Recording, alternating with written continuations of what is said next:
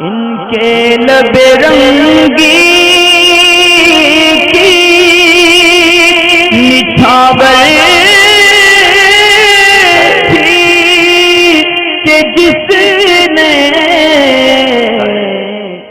سوال ہے، معلوم یہ کرنا چاہتے ہیں کہ جیسے اگر کوئی شخص جو مال کا وارث ہے اس نے یہ کہہ دیا کہ میرا سارا مال جو ہے نا وہ بیٹوں کو دیا جائے گا، اب اس کی وفات ہو گئی ہے تو اس میں سے لڑکیوں کو تو کچھ نہیں دیا جائے گا، تو کیا یہ لڑکوں کے لیے رکھ لینا جائز ہے؟ اور سوال لڑکے کی طرف سے ہے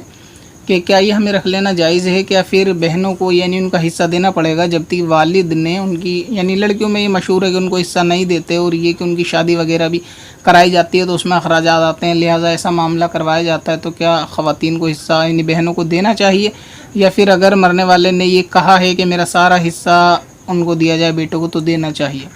تو وراثت کے اور طلاق کے ان دونوں مسائل کے لیے میں نے پہلے بھی ایک ویڈیو میں عرض کیا ہے، دوبارہ ایک مرتبہ عرض کر دوں کہ یہ وہ مسائل ہیں جن کے لیے آپ کو روبرو کسی دارالافتاء یا مفتی صاحب کے پاس بیٹھنا ہوگا اور وہاں پہ اپنی تفصیلات بتانی ہوگی کہ اس وقت جس کا مال ہے اس کے کچھ رشتہ داروں کے بارے میں کہ کون حیات ہے، کون وفات پا چکا، کتنے لوگ ہیں، تو اس کے حساب سے ہی جو ہے نا حصے جو ہے وہ ڈیوائیڈ کیے جائیں گے کہ کس کے حق میں کتنا جائے گا۔ مگر فی الحال یہ جو کامن سا سوال ہے کہ لڑکیوں کو حصہ دیا جائے گا یا نہیں، تو بالکل لڑکیوں کو حصہ دیا جائے گا، اگرچہ وہ کہہ کر یہ گئے کہ میرا سارا مال میری جو وراثت بٹے وہ ایسے ایسے ہو، تو ان کی قول کا اس میں تو اعتبار نہیں ہوگا۔ اور دوسرا یہ کہ یہ جو لوگوں میں مشہور ہے کہ لڑکیوں کو حصہ نہیں دیتے یا برا جانتے ہیں، یہ بھی بالکل جہالت والی بات ہے۔ شریعت نے جس کا جتنا حصہ رکھا ہے، اگرچہ 1 روپے کا بھی ہو تو وہ اس کے ہاتھ میں دینا چاہیے، پھر وہ اپنی خوشی سے نہ لے تو ایک الگ بات ہے، مگر ایسا ماحول پیدا کر دیتے ہیں لوگ اس کے سامنے اس قسم کی باتیں کر کے کہ بیٹی کو معاف کر دینا چاہیے، دے دینا چاہیے، ایسا ہے تو پھر شرم حیا کے اندر آدمی آ کے پھر ایسا معاملہ کرے گا کہ وہ حصہ دے ہی دے گا۔ مثال اس کی ایسا سمجھے کہ کہیں کوئی شخص ایسا بیٹھا ہے کہ جہاں چندے وغیرہ کے تعلق سے معاملات چل رہا ہے، اب کوئی شخص بیٹھا ہے کہ جس نے مثال کے طور پہ 100 روپے چندہ دے دیے، اب اس سے 100 آدمی مطالبہ کریں ارے چلو مطلب اللہ تعالیٰ کے گھر میں ہے 200 روپے دے دو اور دے دو، کچھ نہیں جاتا، کم نہیں ہوتا، یہ ہو تو آدمی شرم سے دوبارہ نکال کے دے دے گا اگرچہ اس کا دل نہیں ہوگا۔ تو اسی طریقے سے یہ بھی معاملہ ہوتا ہے کہ اس میں ہوتا یہ ہے کہ خواتین دینا چاہیں نہ دینا چاہیں، مگر گھر کے بوڑھے ان کو فورس کر کے اس طرح کا معاملہ کرواتے ہیں کہ ان سے حصہ دلواتے ہیں، تو ان کو حق ہے یہ نہ دیں۔ اگر لڑکی کے حق میں جو حصہ والد کا آیا ہے یا گھر کی پراپرٹی میں جو ڈیوائیڈ ہو کے جو شریعت کا حصہ لڑکی کے حق میں آپ اس کو رکھ سکتی ہیں۔ اب رہا یہ کہ کہتے ہیں کہ جو تمہاری شادی کر دی گئی ہے، شادی میں اتنا دہیج لگائے لہٰذا اب تم حصہ مت لو، بہتر ہے۔ تو دیکھیں لڑکے کو بھی تو بہت پیسہ خرچ کر کے پڑھایا جاتا ہے، ودیشوں میں بھیج دیا جاتا ہے، پورے مطلب ڈاکٹر بنا دیا جاتا ہے، انجینئر بنا دیا جاتا ہے، تو اس میں بھی لڑکی کی شادی کے مقابلے اس سے زیادہ ہی رقم خرچ ہو جاتی ہے، اس پڑھائی میں بھی لاکھوں روپیہ لگ جاتا ہے، مگر وہاں تو یہ بات نہیں کہی جاتی کہ تم پہ پڑھائی پہ اتنا خرچ کرا لہٰذا اب تم حصہ مت لو۔ ہر حصہ لڑکے کو دیا جاتا ہے اور لڑکی کو ہمیشہ دبایا جاتا ہے، تو یہ طریقہ کار بالکل غلط ہے۔ ایسے معاملے میں تو لڑکی کو چاہیے، اگر گھر کے بڑے کہتے بھی ہیں کہ حصے کو معاف کر دو یا دے دو تو وہ بالکل نہ کرے، اس میں کوئی شرم جھجک والی بات نہیں ہے۔ جو حصہ اللہ اور اس کے رسول نے اس کو دیا ہے تو وہ رکھ سکتی ہے خوشی خوشی، اس میں کوئی حرج والی بات نہیں، اور بنا کسی کے کہے بنا فورس کرے اگر وہ دینا چاہے تو اس میں کوئی حرج نہیں ہے۔ مگر یہ جو آپ نے کہا کہ لڑکیوں کو حصہ دیتے نہیں، اچھا نہیں سمجھتے، بالکل غلط ہے، جہالت کا طریقہ ہے، اگر واقعی میں اچھا نہیں سمجھتے مگر یہ حصہ دیا جائے گا۔ اب اس میں ایک جو آپ نے پہلو بیان کیا کہ مرنے والے نے کہا کہ ایسا ایسا معاملہ کیا جائے، تو وراثت کے معاملے میں لوگوں میں غلط فہمی یہ ہے، وہ یہ سمجھتے ہیں کہ جب کوئی شخص وفات پا جائے گا تو اس کے حصے ڈیوائیڈ ہوں گے، اگرچہ ایسا نہیں ہے، بلکہ اس میں ہوتا یہ ہے کہ قرآن مقدس نے حصوں کو پہلے سے طے کر دیا کہ کس کا کتنا ہے، کس کا کتنا ہے، بعد میں اس کو طے نہیں کیا جا سکتا، تو قرآن نے اس کو پہلے طے کر دیا۔ اس میں ہوتا یہ ہے کہ وفات کے بعد اس کو اپلائی کرنا ہوتا ہے صرف، یعنی اگر آدمی وفات کر جائے تو پھر وہ حصے قرآن کے حساب سے ڈیوائیڈ کر دیے جائیں گے، جیسا کہ قرآن کے اندر بتا دیا گیا ہے کہ اس کا اتنا حصہ ہے، اس کے حساب سے وہ اس سے ڈیوائیڈ ہوں گے، نہ کہ وفات کے بعد یہ طے ہوگا کہ اس کو کتنا ملے گا، طے تو پہلے قرآن نے کر دیا۔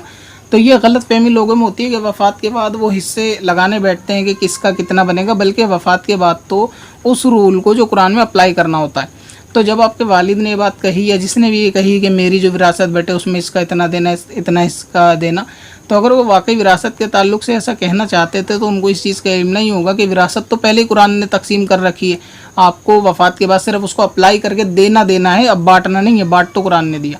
تو یہ تھوڑی سی غلط فہمی ہے جو شاید آپ کے ذہن میں ہوگی کہ جیسا مال کے مالک نے کہا کہ ویسا کرا جائے۔ اس میں ایک دوسری جو ہے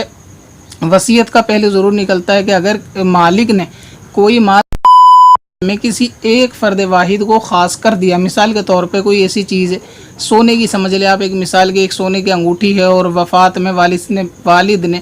کسی ایک بیٹے کو وہ خاص ہاتھ میں دے دی اور اس کو مالک بنا دے کہ یہ تمہاری ہے اور اب میری وراثت سے یہ چیز ختم ہے اور میری وفات کے بعد اس میں سے کوئی حصہ نہیں بیٹھے گا, تو وہ معاملہ درست ہے, کیونکہ وہ تو ایک طریقے سے ہبہ کر دی, تحفتاً دے دی, تو ایسی صورت میں وہ جس کے قبضے میں آئے گی وہ حصہ نہیں بانٹے گا, وفات کے بعد وہ چیز الگ ہو گئی. تو لہٰذا اگر والد نے اپنی کسی کو کسی مال کا مالک کر دیا کہ یہ چیز تم رکھ لو, یہ چیز تم رکھ لو, یہ تمہاری ہو گئی, یہ تمہاری ہو گئی, اب ساری وراثت اس نے اپنی حیات میں تقسیم کر دی, تو ایک مسئلہ الگ بنے گا کہ ہاں اب اس میں جو بچا ہے اس میں سے تقسیم پھر بھی ان سب میں کیا جائے گا جنہوں نے مال لیا ہے. اب اس میں بھی ایک نظریہ کیا نکلتا ہے, مثال کے طور پہ کسی کو سونے کا کوئی سامان دے دیا والد نے کہ تم یہ سونے کا سامان رکھ لو, اور کسی کو کچھ کیش دے دیا کہ تم یہ 50,000 یا 1,00,000 روپے رکھ لو. اب یہ تو ان کے مالک ہو گئے. اب جتنی پراپرٹی بچی ہے, اب جب والد وفات کا پائیں گے تو اس میں سے جو بچا ہوا حصہ ان دونوں کو نہیں دیا جائے گا, یعنی یہ لوگوں کے نظر سے کہ نہیں دیا جائے گا کہ بھئی تمہیں انگوٹھی دے دی, تمہیں پیسے دے دیے, جبکہ ایسا بھی نہیں ہے. جب وہ حصہ تقسیم ہوگا تو پھر وہ شریعت کے اعتبار سے تقسیم ہوگا. جو والد نے اپنی خوشی سے ان کو تحفے میں دیا وہ ان کا اپنا ذاتی رہے گا, اس میں کوئی تبدیلی, اس کے اندر کوئی تقسیمات نہیں ہوں گے, اس کے اندر کسی کا حصہ کچھ نہیں ہوگا, مگر جو بچا ہوا مال ہے اس میں سے پھر وہ حصہ ہوگا. ٹھیک ویسے اس میں جو لڑکی کا نکلے گا اس کو دینا پڑے گا, اور جو لڑکے کا نکلے گا دینا پڑے گا. لڑکی سے یہ نہیں کہہ سکتے کہ آپ کی شادی کرائیے, آپ پہ دہیج خرچ کرائے, اس لیے پیسہ نہیں دیں گے یا آپ معاف کر دو. اگر ایسا مطالبہ کریں تو لڑکی نہ کرے, اپنی ضرورت ہے, کل کو ضرورت پڑ سکتی ہے تو اس مال کو رکھے. اسی طرح لڑکے سے یہ نہیں کہہ سکتے کہ آپ کو سونے کی انگوٹھی دیے یا 1,00,000 روپے کیش ملائے, آپ کو حصہ نہیں ملے گا, تو ان کو بھی حصہ دیا جائے گا. تو ہوتا یہی ہے کہ اگر سوال کرنے والے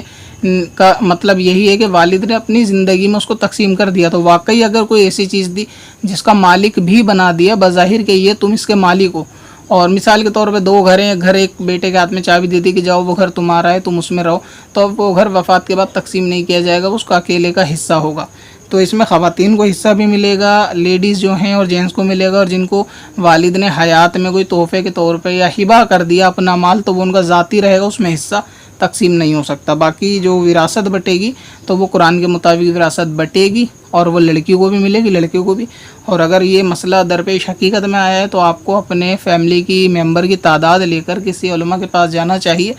اور وہاں سمجھانا چاہیے کہ ہمارے والد کی وفات ہوئی, ان کے اتنے بیٹے ہیں, اتنی بیٹیاں ہیں, اتنے یہ سب ان کے خاندان والے, اس میں کس کو کتنا حصہ ملے گا. پھر وہ انشاءاللہ تعالیٰ آپ کو تفصیل بھی بتا دیں گے. کچھ کوشچن کریں گے تو آپ ان کے جوابات دیں گے, تو وہ اس میں پھر آپ کی تفصیل جو ہے آپ کے مسئلے کی معلوم چل جائے گی. پتھر میں حسن لالے پرنوار بنایا